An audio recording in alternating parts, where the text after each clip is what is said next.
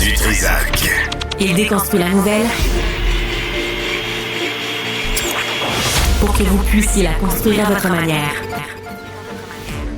Un gros coup de publicité de la compagnie de Jeff Bezos, monsieur Amazon, un des hommes les plus riches sur la planète, Blue Origin, parce qu'on veut rendre le tourisme spatial accessible. Donc, on invite Katy Perry, 5 amies, dont certaines sont multimillionnaires, à s'envoyer en l'air pendant 11 minutes ensemble que des femmes dans des uniformes dessinés par Oscar de la Renta. Mon Dieu, que c'était beau.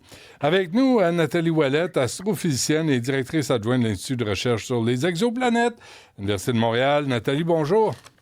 Bonjour, Benoît. Pas été invitée? Non, puis honnêtement, je pense pas que j'aurais accepté si j'aurais été invitée. Non, mais il y avait l'uniforme assez moulant, assez magnifique. Là. Il me semble que ça aurait été le fun.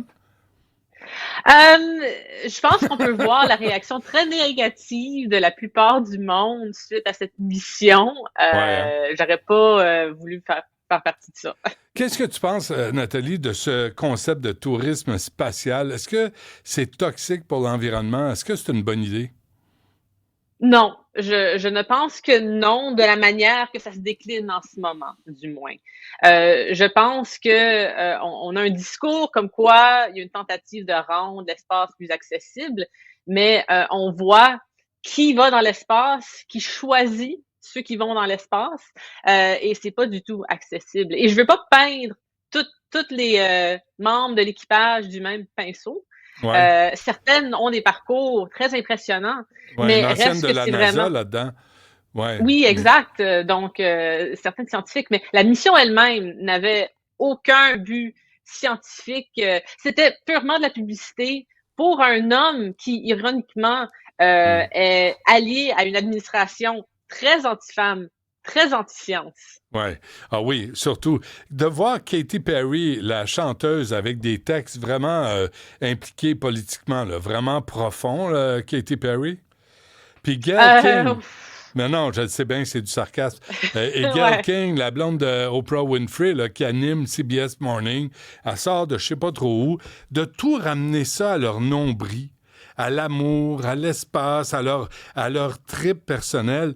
Je trouve ça indécent, là, quand vient... on voit des images, là, quand vient... Tu sais, ça devrait être une vraie mission scientifique pour faire avancer la science, ces événements-là. Je suis tout à fait d'accord et le discours comme quoi c'était supposé être une mission inspirante, qu'on veut protéger notre mère nature, la planète Terre, tandis que le vol lui-même, chacune des passagères ont dépensé l'équivalent de plusieurs années de carbone qu'on devrait dépenser en 7 ans plus. Leur empreinte de carbone juste à cause de cette mission est vraiment incroyable. Ouais. Donc, c'est insensé. Et même au-delà de ça, on regarde Katy Perry et d'autres célébrités, la manière qu'ils utilisent leur jet privé, l'empreinte carbone de ça, c'est complètement... ça concorde pas du tout, le message. Moi, sincèrement, Nathalie, là, je me prenais la tête en regardant une longue entrevue avec Gayle King qui disait personne va dénigrer ce que je ressens, puis personne va me mettre en situation négative face à moi-même parce que c'était extraordinaire. Puis elle ne parlait que de son gros nombril à elle-même. Mais tu sais, tu parles des jets privés, tu parles de l'impact sur l'environnement de ce tourisme spatial, que ce soit avec William Shatner, c'était pas mieux non plus. C'est réservé à la grande élite américaine en général. Oui. Il y a rien de positif à tirer de tout ça. Non, et il y a un discours en ce moment qui dit que c'est le premier équipage complètement féminin depuis 1963. La seule autre fois que c'est arrivé, c'était la première femme cosmonaute en 1963 qui est montée dans l'espace seule. Mais on regarde les initiatives d'équité, de diversité aux États-Unis sont rayées en ce moment des agences gouvernementales. Et donc, on essaie de mettre de l'avant, oh non, on est féministe, on veut à Amazon, à Blue Origin, que les femmes soient mises de l'avant en sciences et tout. Mais encore une fois, ça concorde pas du tout avec les actions concrètes que font l'administration des États-Unis et tous les alliés technocrates, dont Jeff Bezos. Mais en même temps, Nathalie, que ça soit que 6 femmes, là, on n'appellera pas ça une mission, s'entends-tu, là? C'est un voyage de luxe là, pour des parvenus multimillionnaires. En effet, et je sais qu'une des femmes, j'oublie laquelle, elle demande maintenant d'être appelée une astronaute. Oui, c'est Gayle King. C'est Gayle Oui, King. c'est ça, voilà. Comment Donc, tu trouves ça, toi? les astronautes, j'ai eu la chance de rencontrer plusieurs astronautes canadiens, entre autres. C'est des personnes qui ont dédié des années de leur vie sans garantie d'aller dans l'espace. Ouais. Ils font du soutien à d'autres missions pendant que d'autres astronautes sont dans l'espace, tandis que c'est des touristes spatiales. Merci. On Oui. parle de ça, de Ouais. tourisme vraiment. Ouais. C'est pas des Mais astronautes. Gayle King, c'est une prétentieuse finie. On pense à David Saint-Jacques, on pense même à Julie Payette, là, comme gouverneure générale, c'est une affaire, mais elle est quand même Raymond Garneau, qui était un ministre libéral que j'aimais pas, mais c'est des gens qui ont eu une formation de plusieurs mois, sinon de plusieurs années pour aller dans l'espace. Puis l'autre tarte, elle se décrit comme une astronaute parce qu'elle a fait 11 minutes dans un petit soute qui lui moulait les fesses comme du monde. C'est complètement... Non, mais moi, de ne pas reconnaître la compétence des gens, là, puis les efforts des gens, puis se l'approprier pour sa carrière personnelle, moi, je trouve ça dégueulasse. Je suis d'accord. Garneau, Je sais ouais, pas si pas Raymond. j'utiliserais je sais pas si j'utiliserais exactement les mêmes mots et je veux pas non plus dire que potentiellement cette mission a été particulièrement négativement reçue parce que peut-être entre autres c'était des femmes. Ceci dit, ça l'invisibilise vraiment beaucoup toutes les vraies femmes scientifiques. Certaines d'entre elles qui ont maintenant perdu leur emploi à la NASA et d'autres agences gouvernementales à cause des coupures de l'administration Trump. C'est ces femmes-là qu'on devrait célébrer. Absolument. Mais est-ce que... Tu parles de coupure, et je vois que ça t'affecte. Là. On se connaît un petit peu, là, pas beaucoup, mais un petit peu. Mais je vois que tu reviens là-dessus, là, les coupures à la NASA. Est-ce que les femmes sont plus ciblées que les hommes, tu penses, dans ces coupures-là? Je pense qu'entre autres, plusieurs des personnes qui ont été coupées sont des personnes sur des plus courts contrats. Et on sait que souvent, ces personnes-là, c'est par exemple des mères de famille qui ont besoin de plus de flexibilité dans leur emploi. Donc oui, je pense tout à fait que les femmes ont été négativement affectées par ces coupures-là. Et on a vu le budget proposé par Trump récemment pour la NASA, qui n'a pas été encore accepté. On espère que le Congrès américain va dire non. Mais 63% du budget scientifique de la NASA serait coupé si ce budget passe. Donc, c'est ça qui est alarmant.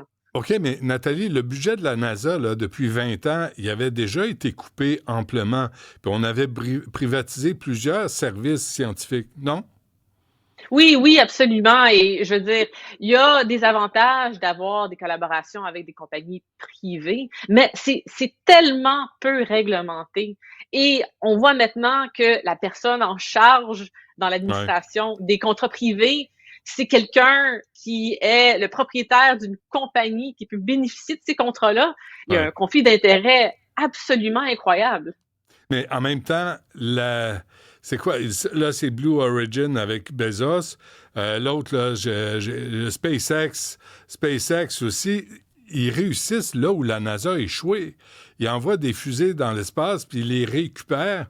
La NASA, à un moment donné, c'était pas toujours des grands succès. Est-ce qu'il y a une justification à la privatisation? Il y a une collaboration à faire, certainement. Et j'ai toujours dit qu'il y a des avantages et des désavantages à la privatisation de ces compagnies-là.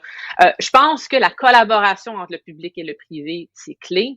Mais je pense que c'est important d'avoir la réglementation parce que sinon, ces propriétaires multimilliardaires, presque trillionnaires maintenant, peuvent faire ce qu'ils veulent et ça, c'est pas correct. Ouais. L'hypocrisie, tout ça, là, moi, c'est comme Leonardo DiCaprio, là, qui a pris un jet privé pour aller ramasser. Il partait de Cannes. Il était à Cannes pour aller à New York, puis il est revenu à Cannes pour récupérer un trophée là, pour son implication dans l'environnement. Toute cette hypocrisie des multimillionnaires qui nous font la leçon. Je suis plus capable de me faire barber comme ça. Je sais pas, alors qu'il y a des scientifiques qui auraient avantage à faire ce voyage dans l'espace puis en rapporter quelque chose pour faire avancer la science. Oui, et je pense qu'on voit la fatigue dans la population en général. C'est très difficile économiquement pour la moyenne des gens. C'est vrai. Et donc, de se faire la leçon par des personnes complètement déconnectées. Katy Perry, lorsqu'elle est atterrie, elle a dit « Adoré mon voyage dans l'espace, je le recommande fortement. » Comme si la moyenne des gens pourrait juste sortir et acheter un billet pour aller dans l'espace. On se laisse là-dessus parce qu'elle est bonne. C'est vrai, tu sais. Puis là, elle parlait d'amour, puis Marguerite, puis de... Tu sais, c'est... Vraiment, t'as dû rouler des yeux un peu. Oui, ouais, je dois l'avouer. As-tu dit des gros mots? Dis-moi la vérité, Nathalie. Dis-moi la vérité. Dans le contexte privé de ma maisonnée. Très bien. Merci d'avoir pris le temps de nous parler. Je m'ennuie de toi, là. On se parlait souvent à un moment donné. Là, est-ce que les affaires vont bien? La recherche en exoplanète, est-ce que ça avance? Est-ce que la vraie science avance? Oui, il y a eu un résultat super excitant avec le télescope James Webb aujourd'hui. Oui. Donc, aujourd'hui? Rappelle-moi. Oui, rappelle-moi, on en parlera bientôt. Ben, t'es bien bête, t'aurais pu nous le dire avant, ça gramouille. Mais on va s'en parler parce que toi, t'es en charge pour le Canada du télescope James Webb. Oui, je suis occupée un peu ces jours-ci. Je suis nouvellement maman, mais je reprends mes fonctions tranquillement, pas vite. Est-ce qu'il y a vraiment de la vie ailleurs? Je pense que oui. La preuve n'est pas encore découverte, mais on s'approche. Il faut absolument qu'on se reparle. Merci, Nathalie Ouellette. Toujours un plaisir. À la prochaine. Ça me fait plaisir. Bye. Salut.